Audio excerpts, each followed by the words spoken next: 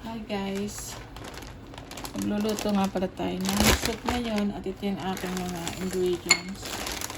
So, isang pack ito, ayan. At ano siya, Chinese soup, hindi ko mabasa. Meron siyang ang presyo niya ay 95 Hong Kong dollar. Kung i-convert natin ito sa peso, ito ay 700. Oh my god. For soup only yun ah. Ipakita ko sa inyo kung ano yung mga laman nito. Ito ay ganito siya. So meron akong 6 na piraso. So mamaya i-remove natin yung skin. Pero pwede siyang kainin ng basta ganito lang, para siyang prutas.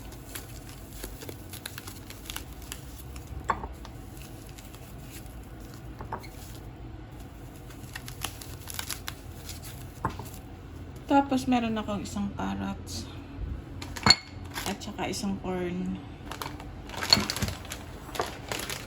Of course, mamaya lalagyan natin ng ginger.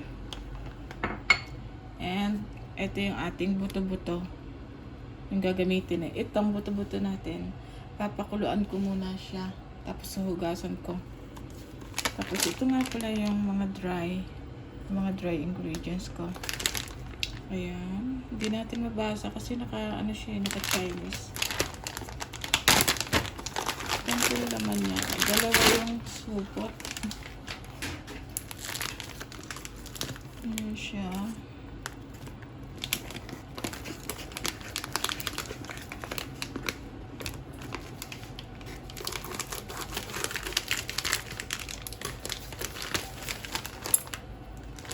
Ito na guys. Ayun.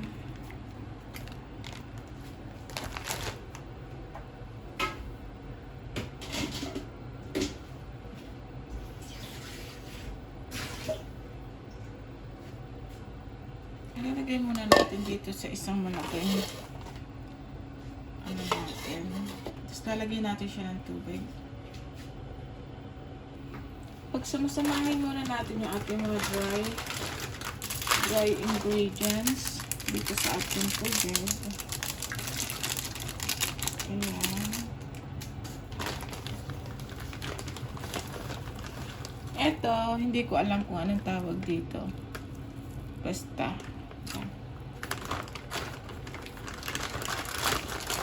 Ito parang ano siya,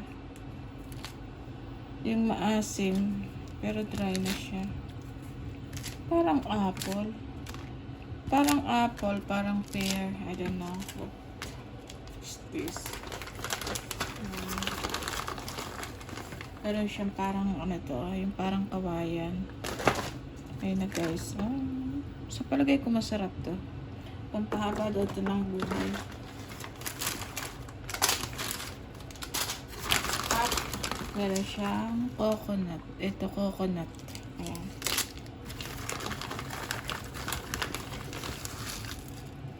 Meron din siyang tatlong ito. Pero dalawa lang ilalagay ko kasi minsan masyadong matamis. Kaya dalawa lang muna ilagay natin.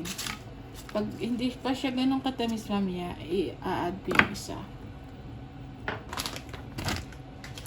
Ito naman, ewan ko kung ano to. Basta ilagay natin dito sa atin. Yung lahat. Tapos, hugasan natin ang ating carrots. Ayan. Ibabad-babad natin ng konti. Tapos, hugasan natin.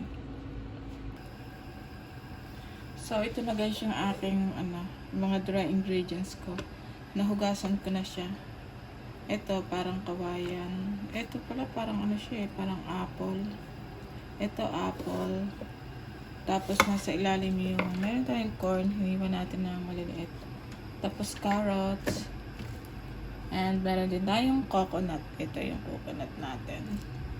Tapos ito prutas din to eh. Prutas din siya. Pwede siyang kainin ng solo.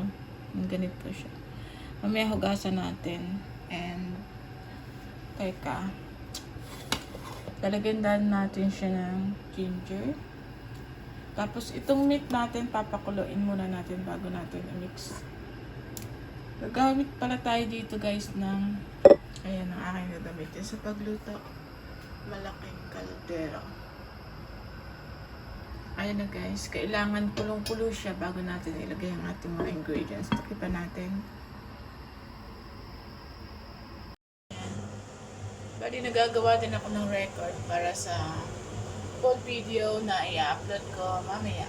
Ayan guys. So, medyo ano natin.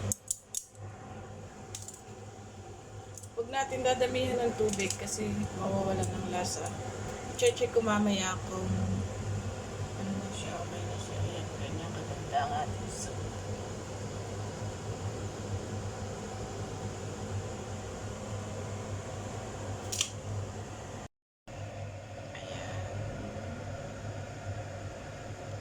Taran!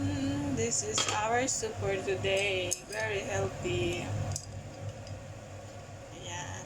Oh, ang dami ng apple. Ang mahal ng pack ng soup na ito, guys. 98 Hong Kong dollar. So, sa peso, ano siya? Mataas ang palitan ngayon eh. Mga ano yan, 750. Ayan, di ba? Tapos, meron pa siyang ganito. Ito, kumain ako ng ilang peraso. Ang sarap kaya niya. Ito, matamis. And my corn, may carrots tayo. Ayan, so healthy. Oh my gosh. You are my everything. You are my destiny. Ayan, may kawayan. Oh no, may kawayan. So yummy.